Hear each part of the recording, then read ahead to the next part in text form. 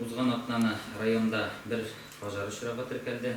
Бу 26 сентябрь көнне 16:15-тә Айыш авылы Татарстанның 17 адресы буенча сарай яна дип хәбәр керә. Сарайдан ут каба күрше участоктагы мунчага һәм мунчадан өйнең түбәсенә ут каба. Хуҗалары сарайның Валиева Райля Рафитовна 77 елга, мунча һәм йортның хуҗасы Замилов Флюс Мубаракович 48 елга.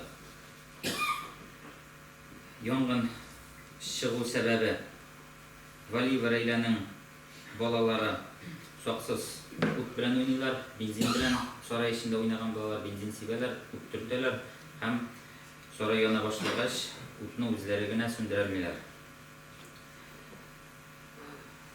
Нигез хуҗалыгында оешкан добровольный пожарный охрана техникасы белән вакытында килеп йортны коткарып кала. Йортның уже түбәсе янган буладыр я, алар килгән вакытка. Һәм бу мәсьәләгә тукталганда инде бу личный заслуга Дамира Минич сезнеке һәм сезгә, сезнең оештырган службага зур рәхмәт. Шушы Замилов Флюс Мубаракович йортлы калган өчен. Янгын нәтиҗәсендә барлык 75 квадрат метрда мунча һәм сарай яна. Кешеләргә зыян тими, материаль зыян 500 мең сум, коткарылган миллек 1 200 сум тәшкил итә. Елдагыча көз вакытында профилактик чараларга тукталганда без инде язгы ташуга әзерлек буенча буаларны язгы ташу суларын кабул итәргә әзерләргә кирәк һәм безопасный уровеньгә хәтле суларны агызып куюы мөһим. Авыл башлыклары сезне бу эшне башкаруыгызны сорар идем. Бер атна эчендә.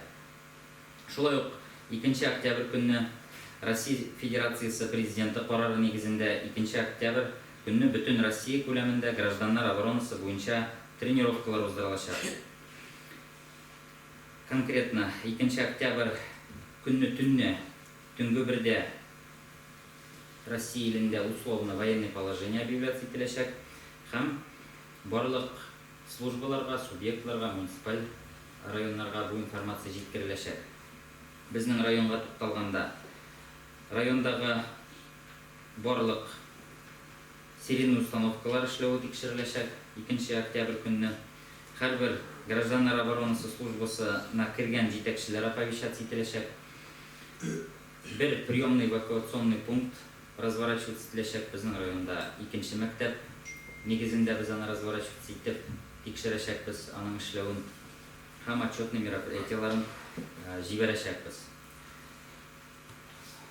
Шулай ук киләсе атнаны барыгыз да беләсез, безнең өлкәннәр декадасы җитә һәм инде минем тәкъдимем генә апыш.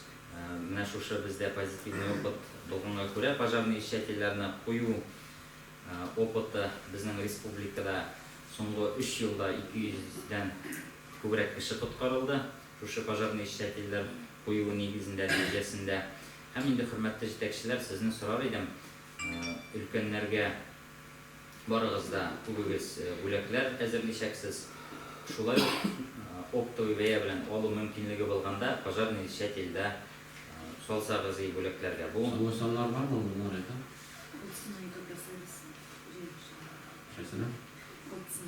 Biz bu vaprosni o'ltirib ko'targandik, lekin shundan so'ng narsa ishlanadi, meni belgilar bor. Avdiliklar bo'yicha necha prosent har bir yerda ishlanadi, to'lansa. Bu bundan necha prosent ekan? Hatto bizning yordamga muhtoj kategoriya, og'ir semyolarning holdan ekan, avdiliklar bo'yicha ishlar belgilar.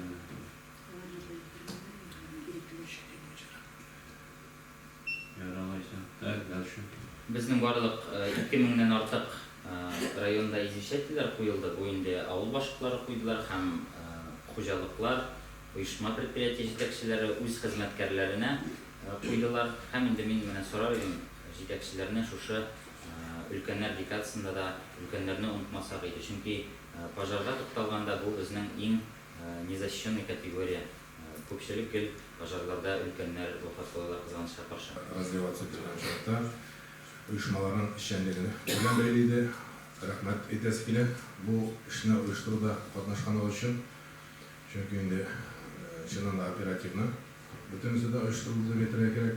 Ам энди персонально айтканда биздин ЦРБ Исламзатшизге рахмат. Биздин Римазейни сизге рахмат. Өз техника белән Татартадыр җәмгыятенә зур рахмат. Шулай инде Фарид Фидаевич хезмәткәрләренә рахматны әйтәсе килә.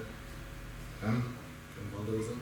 Biz hemşire hizmetlerine şuna şun konudan zor rahmetler atrabat edildi. Bu moment de Allah tavadan değil. Hava kateler bulmasın diyen direktmen